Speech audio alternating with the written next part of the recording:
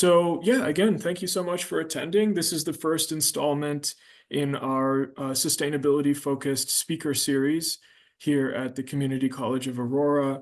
And stay tuned for additional sessions. We're going to be doing further ones upcoming and covering a variety of topics. So we hope to see you at those as well. And those ones, some of them may also be in person, so you'll have that opportunity as well. Okay, so first of all, we'll introduce ourselves. So I'm Connor, and I am a sustainability-focused instructional support faculty here at CCA. My background, I have a MBA in agribusiness with a focus on regenerative food systems, as well as a Bachelor's of Science in biology. And I have professional experience in horticulture, environmental education, and I've also worked in a research lab working on pollination biology. And a common theme through all of those experiences has been sustainability. I've always been fascinated by the topic of sustainability, and it's always been something I've wanted to contribute to. So that's my background, and Hey y'all, I'm Cyna Woodard. I'm also the other sustainability-focused instructional support faculty at CCA. This is the third community college I've worked with in my professional career, so I'm very happy to be involved with the community college system out here in Colorado. My Bachelor's of Science is in Sustainable Development from Appalachian State University. My areas of interest focus largely on urban farming and food sovereignty.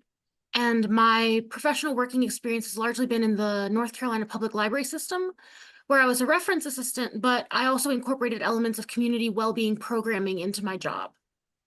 I'm very excited to be speaking with y'all today. Connor, you want to kick us off?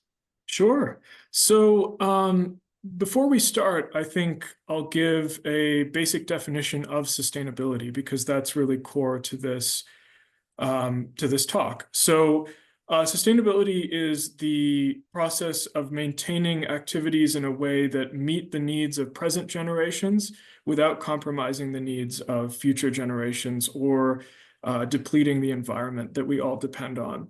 And that can apply in the obvious ways, for example, not overexploiting resources, but it can also apply in the context of urban environments. And we're going to be talking about how that is. So let's see here. Yeah, and so I think one way to frame this is how can we build cities that will stand the test of time? So how can we build a city that will be providing well for its current residents and its future residents, and ensuring that that environment that the city depends on is available long into the future.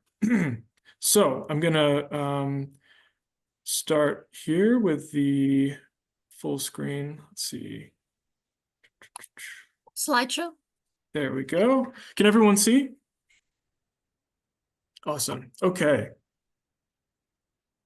So again, we're going to be covering three primary facets of sustainability in cities. We're going to be covering the economic, environmental, and social aspects. And specifically, when it comes to the environmental aspect, we're going to be focusing on green roofs as a very powerful case study. Oh, we've got another person here, so I'll admit them.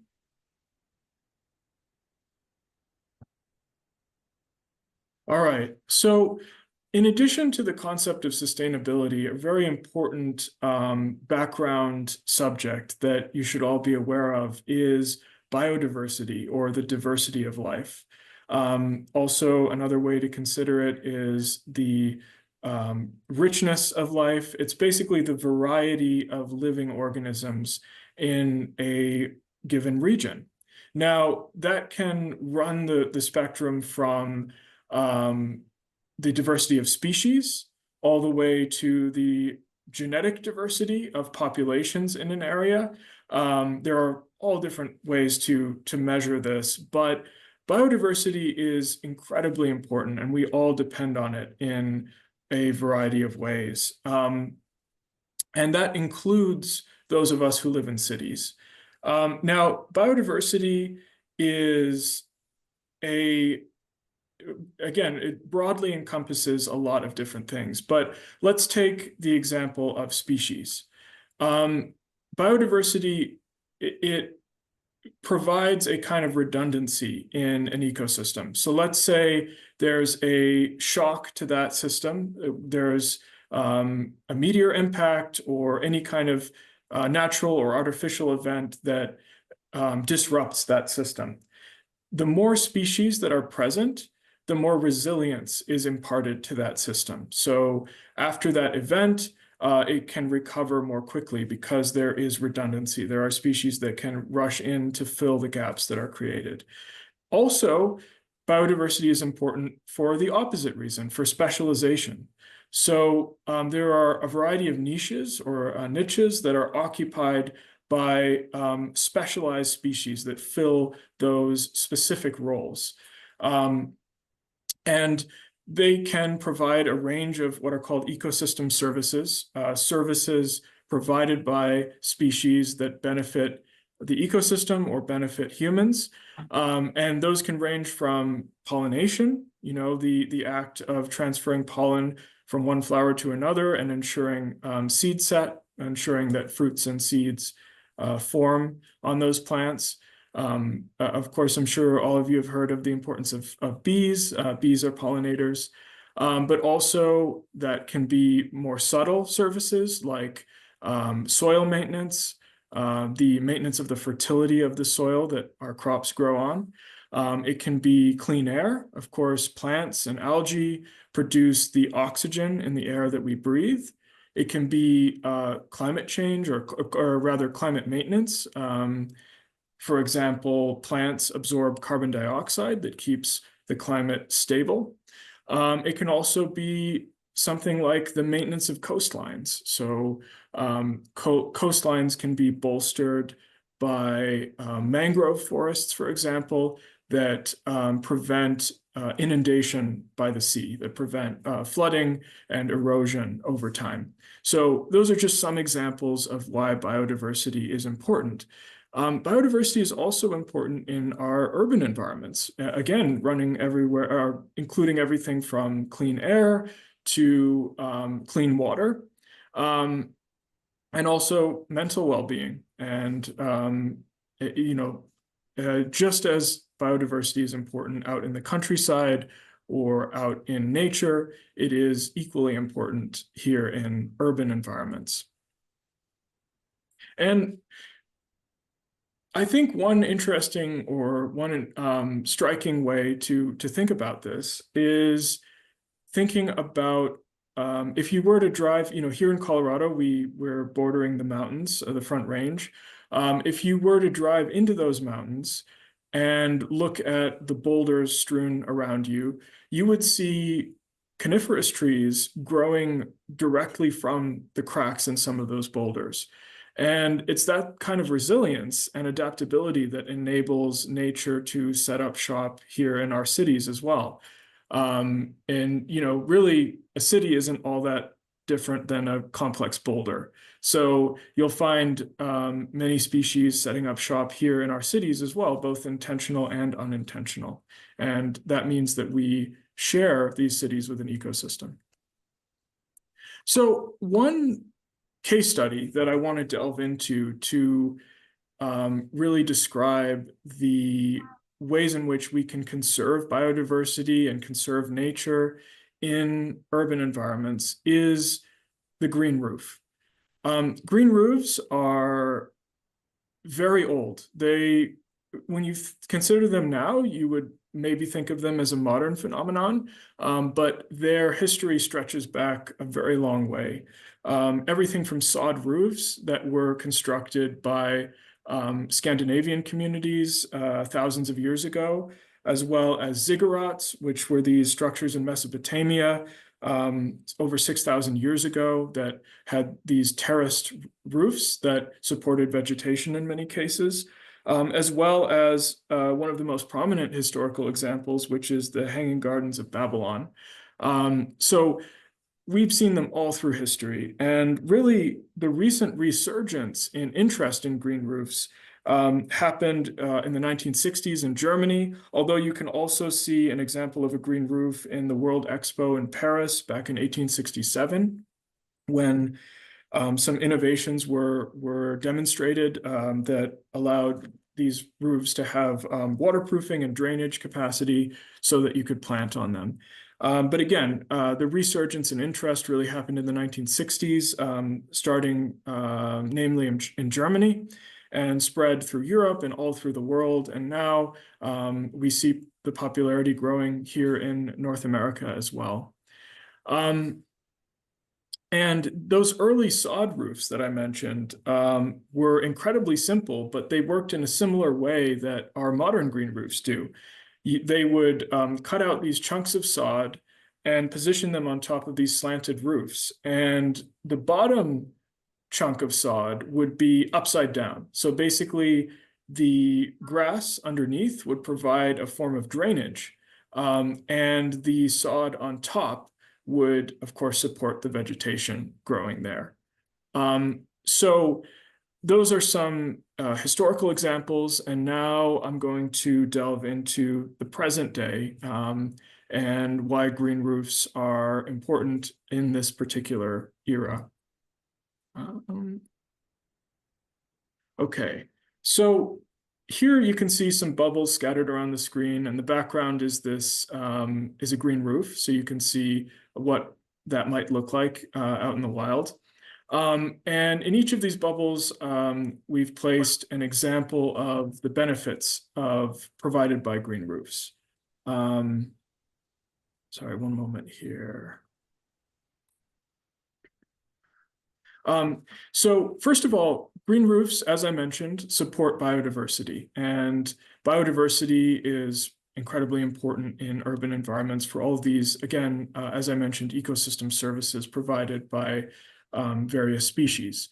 Green roofs also, they capture and sequester carbon. So climate change or global warming, depending on how you want to frame it, is driven by greenhouse gases, which are these growing concentrations of carbon, methane, other gases that trap heat in the atmosphere.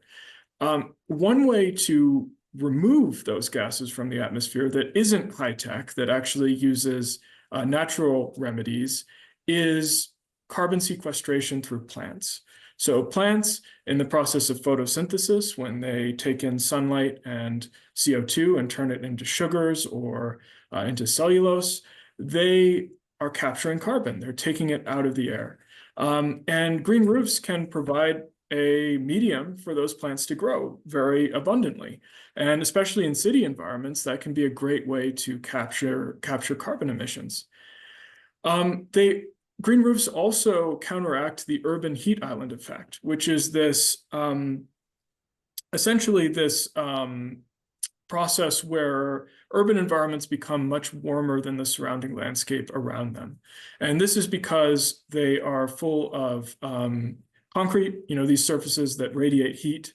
And green roofs can counteract that by carpeting these areas in vegetation that transpires. The transpiration cools the environment.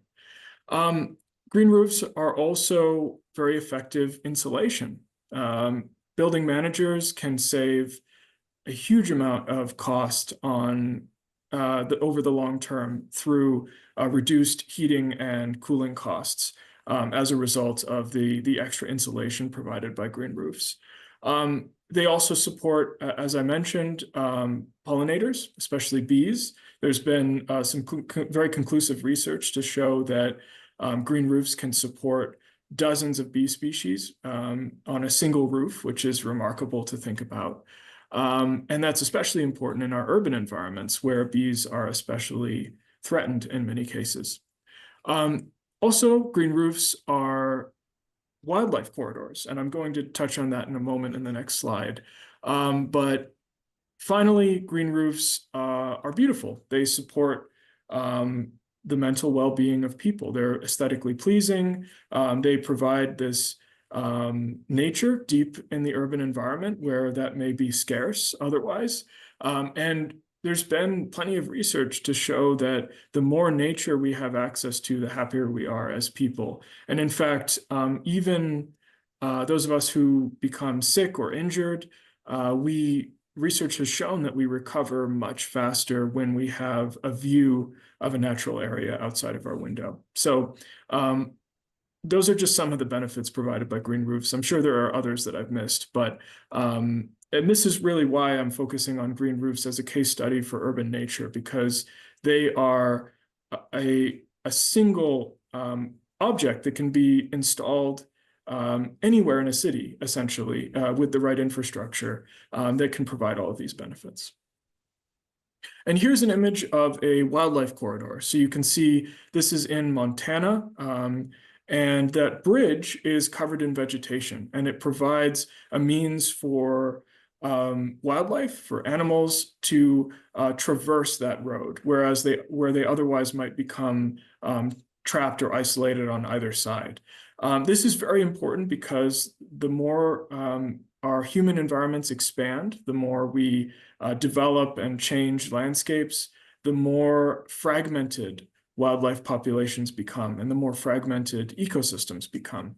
And that fragmentation actually prevents gene flow. It prevents the genetic diversity of populations from being maintained, and that can have all kinds of adverse consequences. So if we can restore the connectivity, the continuity of environments in and around urban areas, we can help support wildlife populations long into the future. And green roofs are a way to do that. They can be wildlife corridors, which is incredibly important as well. One interesting case study, or a success story rather, is the city of Toronto. Now, I mentioned how popular green roofs have become in Europe, but they've also become already extremely prevalent in certain parts of North America. One of these is Toronto. So the city of Toronto in Canada back in 2009 adopted a green roof bylaw that encouraged the development of green roofs on new buildings. And in fact, this was in essence a mandate. New buildings had to include a green roof on 20 to 60% of available surface area. There was and still is an opt-out option where the developer can pay into a eco roof fund that exists. But this has resulted in a proliferation of green roofs throughout Toronto. And between 2009 and 2007, over 1.12 million square meters of green roofs were constructed in Toronto, which amounts to approximately 220 football fields. So while overall, when you think about that in the context of the entire city, that may not be huge, it is incredibly important for wildlife and for human well-being. Just the knowing that you as a human can stroll down the street and see nature all through the city. It's so important. So yeah.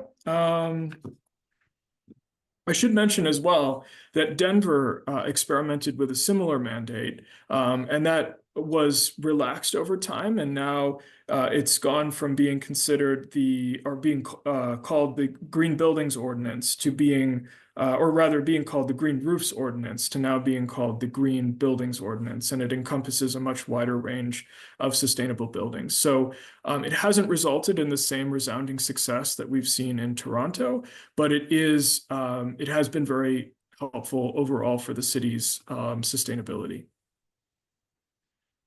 Okay, so finally, I want to run over some other ways to protect nature in urban areas. Green roofs are probably the most prominent example, and in some cases the most exciting, but there are plenty of other ways that we can support nature in our urban environments.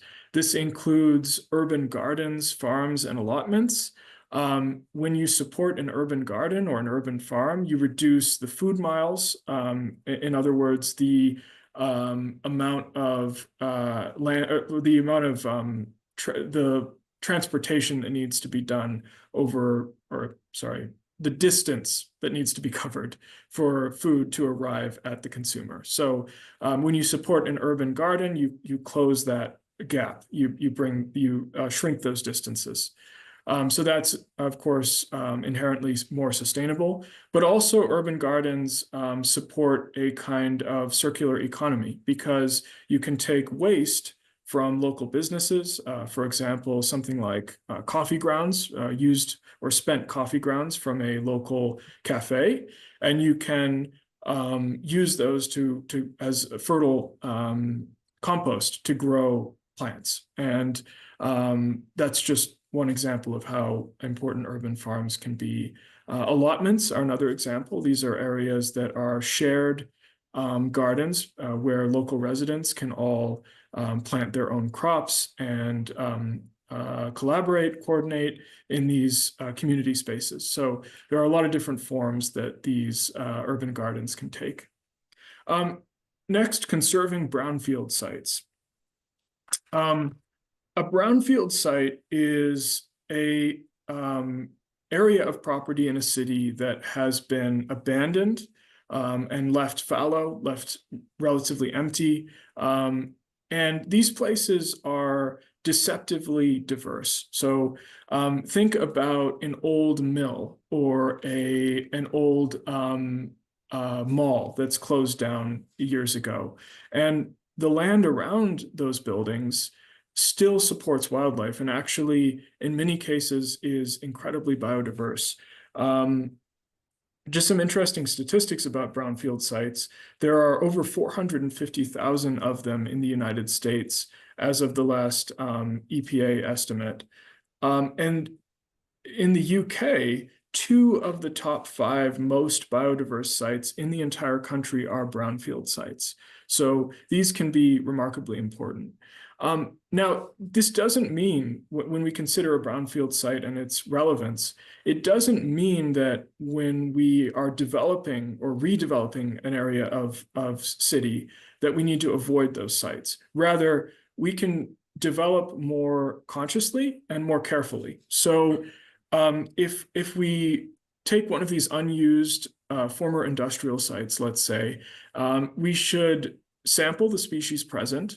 And if there are rare species, if there is biodiversity there, we should proceed cautiously. And one way to protect those species while still making use of that site is to build a green roof or a brown roof, as it's sometimes called. And this is a roof that is intentionally seeded with materials from the local area. So these can be rocks, whatever is already there, the clay, the substrate, and then it can be recolonized or intentionally colonized by the biodiversity that was formerly present on that brownfield site. And this can be facilitated by human intervention. Tiny forests, these are very dense forests in urban environments. They can support a lot of wildlife. They can, again, counteract the urban heat island effect by cooling the local area. These are another way to support urban nature. Wildlife corridors, as I mentioned, those can take a variety of forms, not only green roofs, also bridges, also parks.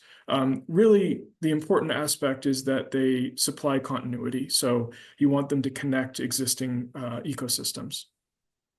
Restoration of waterways. Of course, many urban environments suffer from polluted rivers. If we can clean up those rivers and prevent contamination going into the future, that provides benefits for people and for our world. Citizen science initiatives. These are projects where an expert will lead a group of citizen scientists or amateur scientists, people who are really interested in nature on these walks through the city or through a particular park or environment. And then the species present are cataloged. And this can help us going into these projects really understand what's already present.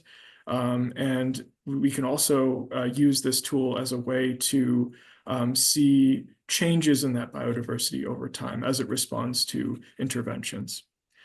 Intermixing of renewable energy and agriculture, also called agrivoltaics. If you co-position both renewable energy generation, like wind turbines, like solar, in an environment that also is growing crops or livestock, that can provide a lot of benefits from the coexistence of those two features. So this is also something we can consider in an urban environment.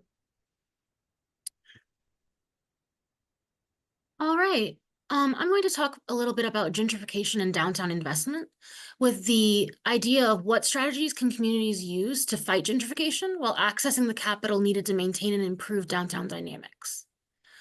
If you'll go to the next slide, Connor. Yeah, of course. So gentrification was originally written about by a sociologist called Ruth Glass in the early 1960s in London. Gentrification is the process whereby middle class and higher class people move into a lower socioeconomic neighborhood, thereby displacing the original residents of that neighborhood through raising property values and therefore raising the rent. This is a protest sign I found online. The credit is Tyler Lavery, showing the community outrage at this practice, right? Now that the neighborhood is nice, why do I have to move? As the neighborhood gets more amenities, gets more attention from the city, the residents that would have benefited from there and have historically invested in their own community and built relationships, built community in their area, are displaced. That's the consequence of gentrification. A cause of gentrification is there are many different causes. Still, it's still a contentious issue, especially because we bring class so heavily into this topic, right? But one historical cause of this is redlining, whereby neighborhoods where people of color lived were literally marked out by the banks as to not be given loans, right? And there are some great books on this. One of them I would recommend, I'm forgetting the author's name right now, but it's The Color of Law, covering this topic.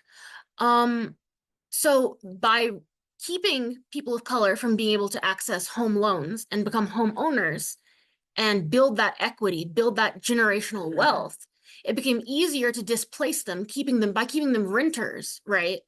They become susceptible to market value changes. As these market value changes occur over time, as the rent gets higher and higher due to gentrifiers coming into the area and displacing them, the original inhabitants who have really built the history of a neighborhood, whether through social movements or even just everyday life, are kicked out. Connor, will you go to the next slide? What I really want to focus on in this topic is gentrification is a topic a lot of people hear about. It's kind of a buzzword nowadays. I want to focus on what can be done about it. One example is a community land trust. Now, community land trusts are when a nonprofit buys up acreage and then allows people to build their houses upon it, right? And they guarantee that the cost of the land will never go up. The equity of the houses does not increase dramatically over time. People who lived in the houses can still buy and sell them, right? But they're not dramatically increasing in price over time. Another point that can be done to invest in these communities is anchor institutions. Anchor institutions are large-scale employers. Think of a hospital, for example, which is an institution that employs people from a wide variety of walks of life. On the higher end of the income scale, there are doctors and nurses, to more entry-level positions like custodians and cafeteria staff, even in cities where there's needing to be parking garages, right, at the hospital, parking attendants. just places where there's a wide variety of the community represented and they provide jobs for the community. Investing in these anchor institutions makes sure that people who have historically lived in the area will have access to the income needed to pay their bills, pay their rent, stay in their area. One of the most interesting topics for fighting gentrification is the idea of decommodifying housing. If you take housing and view it more as a human right than as something to be bought and sold, I think that that's one area that could be invested more heavily in, at least in the United States, right? Public housing is an example of this, housing that's guaranteed to stay at a certain affordable rate for people that live in the area. And community land trusts strongly tie in with decommodifying housing, right? Just this alternative view of, I was explaining this to Connor in our practice meeting, right? I have a view of housing that's similar to a view of how you eat at a potluck. Everybody gets their first plate before anyone gets seconds. If we take that idea of housing, the idea that we should provide housing at a base level before people start making money on their investment properties and on their vacation homes, I find that a really interesting area of study in the topic of gentrification, right? Connor, could you go to the next slide? So we're both going to talk a little bit on this. Traffic, why do we tolerate it and what is being done?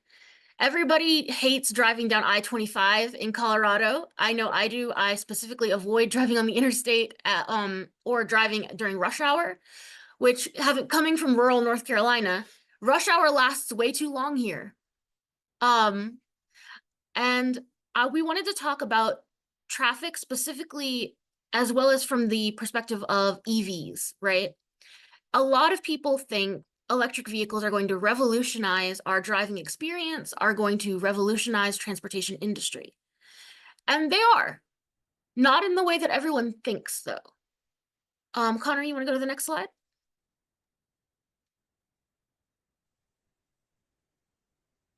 So when we're thinking about transit in urban areas, there are a lot of emerging solutions to the problem of transit sustainability. And these are incredibly diverse. So as Cyna mentioned, EVs are, I think, what people immediately think of when they think of sustainable urban transit. And yet EVs present many solutions, but they also present some problems. So EVs rely on lithium in their batteries, in addition to other rare earth elements. And these are mined throughout the world, in many cases in sensitive areas. So while EVs are a way to effectively reduce our greenhouse gas emissions, and it's certainly something we should encourage, the adoption of personal EVs. There are some issues we will need to overcome as more and more people move to those cars. Now, one way to fix this problem while using fewer resources and essentially mining less is electrification of public transit, and also the promotion and the support of public transit. So just as an electric vehicle, a personal electric vehicle, can contain a battery and charge that battery via the power grid, which, by the way, can source that electricity from renewable sources. So if you have an EV and you plug it into the electrical grid, that energy being supplied to the car can come from windmills, from solar panels, and can be zero emissions. Well, although it isn't by default. So you need to connect up to a grid that prioritizes sustainable sources, of which there are many now in Colorado. So again, while a personal EV is a good option in many cases, it's even better to invest in electrification of public transit. So a bus can also contain a battery and can also plug into the grid. And we're seeing more and more of these electrified buses in cities around the world. Now, some statistics about public transit. Buses and trains can reduce greenhouse gas emissions by up to 2/3 per passenger per kilometer compared to a private vehicle. So that's a huge, huge reduction. And also, public transport capacity has to be rapidly scaled up if we are to cap the warming of our planet below 1.5 degrees Celsius. As it stands, we're likely to go past that target, but anything we can do to slow that warming will save lives and save communities and save species around the world. So it's very much worth doing. And again, public transit can play a huge role in that. Not just transit, but also when it comes to these urban spaces, we should design them from the ground up for sustainable transit. And this can include something called mixed use neighborhoods, which are these areas that where there's mixed use zoning. So let's say you have a primarily residential area, but that residential area is intermixed with also businesses, also restaurants, et cetera. And that means that people have a shorter distance to walk to get where they need to go, or shorter. And in many cases, they don't have to drive if these communities are designed in this way. So they could take a bicycle, they could walk, they could take public transit, but building that city from the ground up for walkability, for connectivity, can solve so many of these issues. So we can tackle it from both sides. We can install more public transit and support the construction of public transit, and we can also build the communities from the ground up for sustainability, for mixed use from the start. And Connor, your discussion of mixed use zoning makes me think of the last mile problem that we also discussed earlier. Yeah, absolutely. If you're not familiar with the term, the last mile problem, I believe is the title of it, but it's where the most difficult part of public transit is where the bus stop or the train stop ends and your commute to your destination begins. So the shorter the distance between where you need to be and where let's say the train stop ends, the more likely you are to use public transit. If there's 10 miles between your house and the nearest bus stop, that's not really a feasible solution for most people as part of their commute journey. Walking 10 miles is in the weather. If you have a mobility issue, that's a huge, huge feat. So it's called the last mile problem. And when we think about public investment, which is also part of the title of this presentation, we've got to think about the infrastructure investment needed for sustainability, right? It's not just building solar panels, it's more holistic solutions like more bus stops, surveying the community, which I know the city of Aurora does through their Engage Aurora program, surveying the community to see what they really need, what their perspectives are. So the last mile problem is interesting to me because it really shows that we've got to take things from the commuter's perspective, not necessarily the top up perspective, but the bottom up perspective, right? The people who are really using these services should have an input on whether they're working or not. Because often the people who utilize daily services, utilize public transport, for example, will have the most creative solutions on how it should be implemented. Thank you for the link, Maurice. We're about to talk about Engage Aurora on our next slide. So Conor mentioned the prioritizing of mixed use development a bit earlier. I have a huge interest in mixed use zoning. If you, like Conor said, if you live in an apartment building that is like in a historic neighborhood that's still mixed use zoning, you can walk to your grocery store, and that cuts down on food miles because you're not driving to the Walmart or the King Soopers to go pick up your food. Of course, the food miles have already occurred by shipping the product there, but the more dense we can get our cities, the more close together different services and good providers are, the less people have to rely upon fossil fuel transportation. And that ties into the traffic issue as well, because as Conor was discussing, personal EVs do not solve the traffic issue at all. If every car on the road was an electric vehicle, we would have just as much traffic. That's why public transit is so important to invest in, because there are literally fewer vehicles on the road, because if it's on a train, there's no road at all. Or if there's a bus system, right? The bus is carrying way more people than a private vehicle ever will, and takes up, less space on the road than say 50 cars during rush hour. We also wanted to cover the Stanley Marketplace project, which is another area of interest of mine, the area of adaptive reuse. Stanley Marketplace is housed in what used to be an aviation facility out here in Aurora, and it's been turned into a real hub of commerce. Lots of restaurants, lots of little shops. I've been out there actually. It's very, very nice. And I really love the idea of not wasting resources when we've already got existing buildings to use. It just makes a lot of sense to me. Adaptive reuse creates jobs because people have to come in and renovate the space to make it meet its new purpose. Adaptive reuse saves resources because you're, one, not harvesting new lumber, you're not pouring new concrete to build a new structure.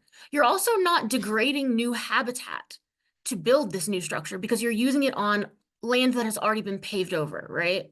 You're preserving habitat and preventing fragmentation or further fragmentation of natural areas. Maurice was just kind enough to link in the chat Engage Aurora, which, as I understand it, is a city-run survey platform where you can go in and read about various projects that are going to be impacting your city or be proposed to be impacting your city, as well as take surveys and give your opinion on what's going on. Finally, one area that I thought was really cool, and this ties into something Connor mentioned earlier about what can be done, urban farming. Food Justice Northwest Aurora is a wonderful area organization housed in the ABC Community Center at Paris, what used to be Paris Elementary. They do wonderful food justice work in their local area of Northwest Aurora, and I would highly recommend checking out their website. It's very well done. I think they just released a new version of their website this week, actually. So yeah. Connor, to go to the next slide. We both wanted to talk about ways to take part. So one thing that I really wanted to advocate in this section is attending town planning meetings and utilizing the public services that are offered to you. Town planning meetings are difficult for everyone to attend because if you work odd hours, if you work 2 jobs, that's where the surveys really come in, the Engage Aurora surveys, because you can take those on your own time, on your lunch break, you can fit that in. But attending the town planning meetings, if you can make them, get your voice heard and your face seen by the people that are making these decisions on your behalf, that's a great way to get sustainability related concerns voiced, as well as actually utilizing public services like the bus route, or as Connor added, local parks. The more people that utilize a service, the more funding and interest that service is going to get from your local government. Connor, you want to go ahead? Absolutely. And additionally, we can do many things individually to make an impact in our area. We can plant native wildflowers on our balcony, and we can do this even if we don't have access to an outdoor space for planting. Even just, placing a few pots out on your balcony with some native wildflowers is going to make a difference for the pollinators in your area. And also, we can avoid pesticides. So unfortunately, the use of pesticides has caused a precipitous drop in pollinator species all across our country, as well as disrupting the entire food chain in a range of ecosystems. And in our urban environments, in our residential areas, we can make a difference for local wildlife by avoiding pesticide use.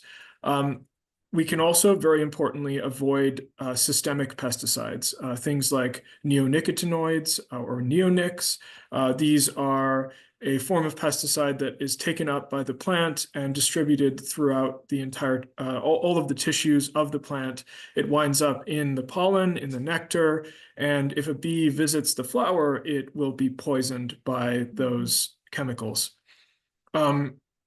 So when we pick up plants, when we purchase them from a local greenhouse, from a garden center, we need to ask if those chemicals are present. So when you go and buy a plant, always make sure to ask, are neonics used, are systemic pesticides used before you purchase that plant? And just doing that can make also a big difference because you're supplying untainted, uncontaminated nectar and pollen to the local pollinator population, which is really, really important.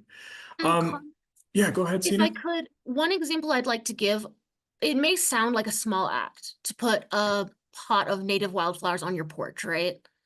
But if you think about the distance, we think about this concept of food deserts, right? Which is where people in a neighborhood do not have access to healthy, nutritious food within an easy walking or travel distance. Cities can be like that for pollinators. Especially if you think of a megacity, for example, like Tokyo.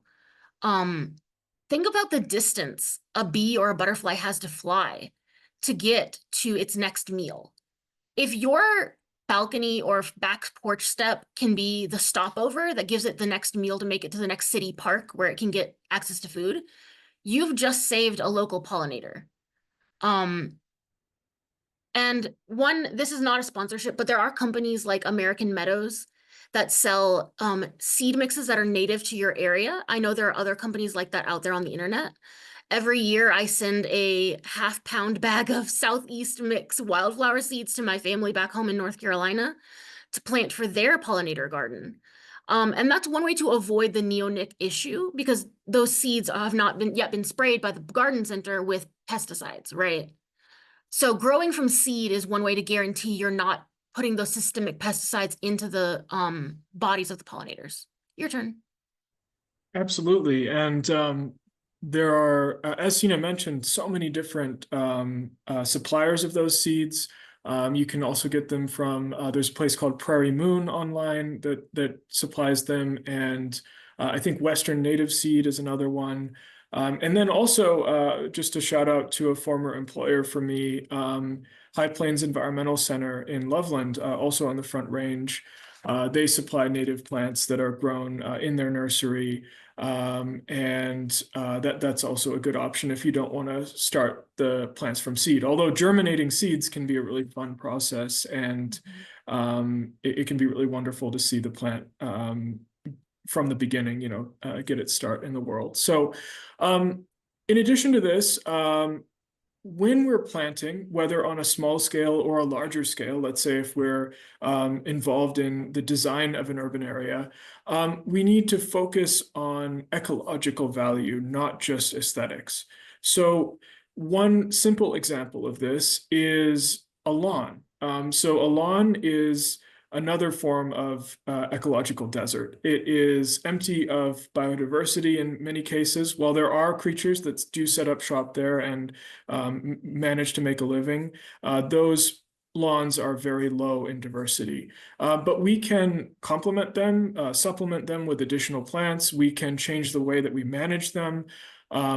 And we can even do something as simple as allowing clover to pop up in that lawn. And that will provide some additional nectar and pollen resources for local pollinators. So we can also go the full distance and build a xeriscape landscape, which is a native planting where species that are adapted to the arid or semi-arid environment are prioritized. So that's if you want to go the full distance where the destination is.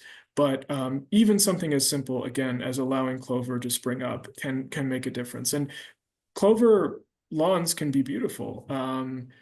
There are so many wonderful options available for landscapes.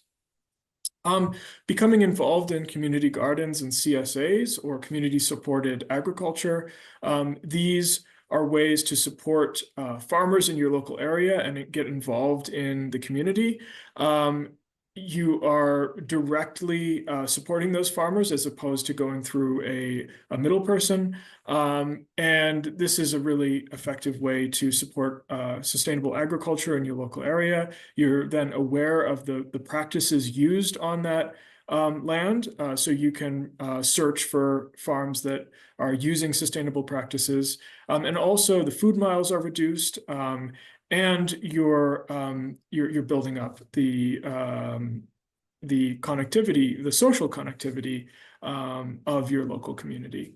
And then finally, designing for sustainability. So everything we spoke about before, if you happen to be an urban planner, if you happen to have a say in any of these processes, you can design for sustainability. And as we mentioned, you can prioritize public features like green roofs. You can look into supporting public transit. You can design cities for walkability, for all of these aspects that we spoke about. So that's really those are the ways to take part, individually and collectively. And Connor and I would like to say thank you all so much for coming today. And if you have any questions at all, the floor is open and we are here for the next 8 minutes. And I know I'm sure we have time for a little bit after that if the questions stretch on. Yeah, and we should mention as well that those questions will make their way into the recording. So Yes. anyone who's watching this afterwards, when we post it publicly, will have access to the questions and our answers to those questions. Yeah. So if anybody has anything to add, we are here. I'd be curious to ask a question, which is maybe have you guys talk a little bit about the need for or the power of building consensus when it comes to sort of, planning for and engaging in action to make improvements. If that's something you would want to talk about a little bit. Yeah. Are you familiar with the word astroturfing, Eric? Yeah, a little bit. Yeah, so if anyone's not familiar, astroturfing, besides the actual fake grass, is basically a fake grassroots movement. That's why it's called astroturfing. So I think it's kind of I think of it a little bit like greenwashing.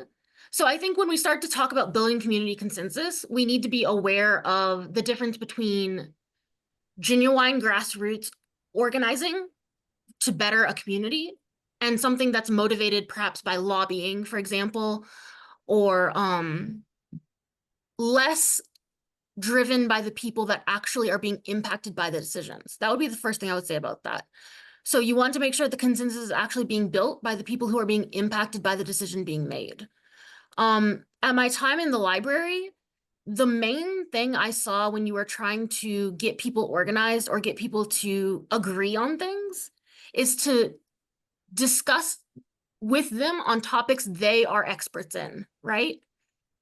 You want to give people the sense or the knowledge that they have something to contribute to the conversation. When I'm working in the community, I never try to come at it as an expert because I'm not an expert. I'm a lifelong learner and everyone has something to offer, right, for me to learn from.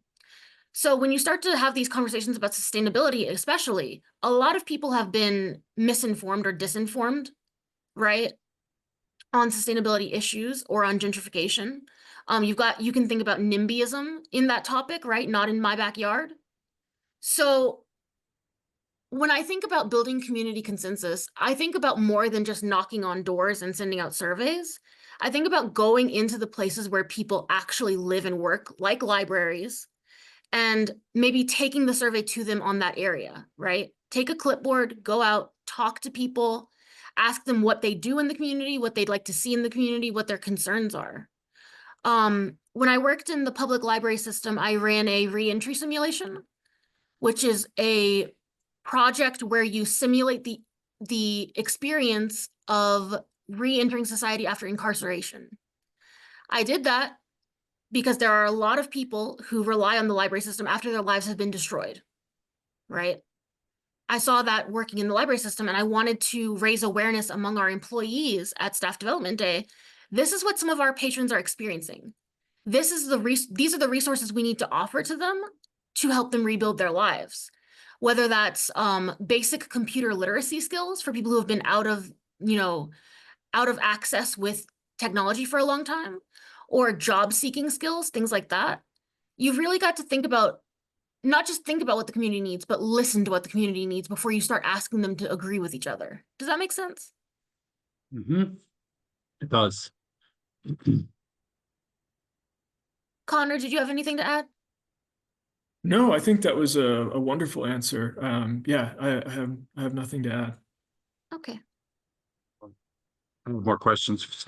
Yeah, go Yeah, ahead. go ahead. I don't want to dominate the field of questions. I also want to see if you guys can talk a little bit about what role government, sort of the balance of government support versus private support had in Sure. terms of sort of leading to the successfulness or the lack of successfulness of some of these initiatives that you guys are speaking about. Yeah, I think that government support can help overcome hurdles that might otherwise damage the viability of a particular project. So there are market forces in any economy that really dictate whether a certain endeavor is viable or not. And government can help basically shorten that runway so that it's easier for a private entity to get over the boundary or for a community to get something into place. But I think there are plenty of examples of these initiatives being spearheaded by community members themselves. And those can be incredibly successful. For example, there's an island off the coast of Denmark. I forget. When I used to give ecotourism presentations, I always talked about this, but I can't remember the name. But it's an island that supplies 100% of their energy from renewable sources. And they have done that since the late 1900s, a very long time, relatively speaking. And that island, they got their start through donations and support from community members in that project. So there was actually virtually no government support. There were some incentives at the federal level, but it was primarily community funded. And since then, those renewable energy projects, those renewable energy installations have become so successful that they're now supplying energy to the mainland. So they have so much of it that they have excess.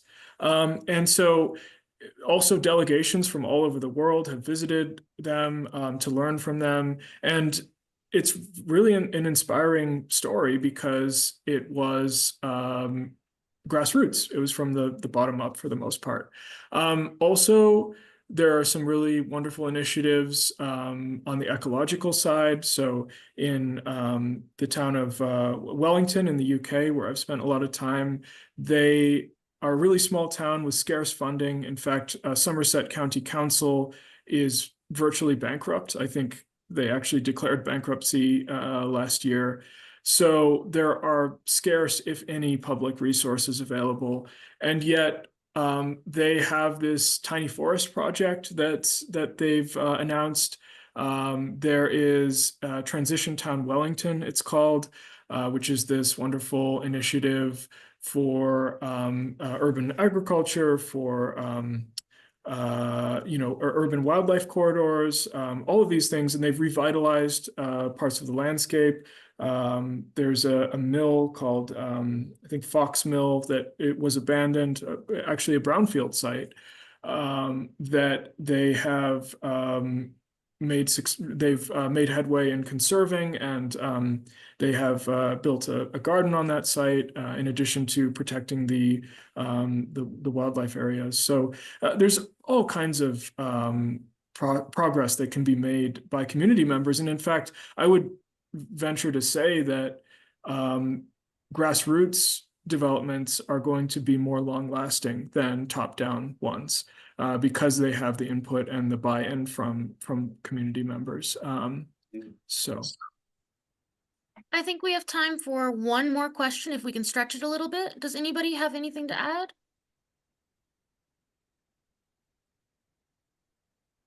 I think we're a small enough group. There's no need to raise your hand. You can just chime in if you'd like.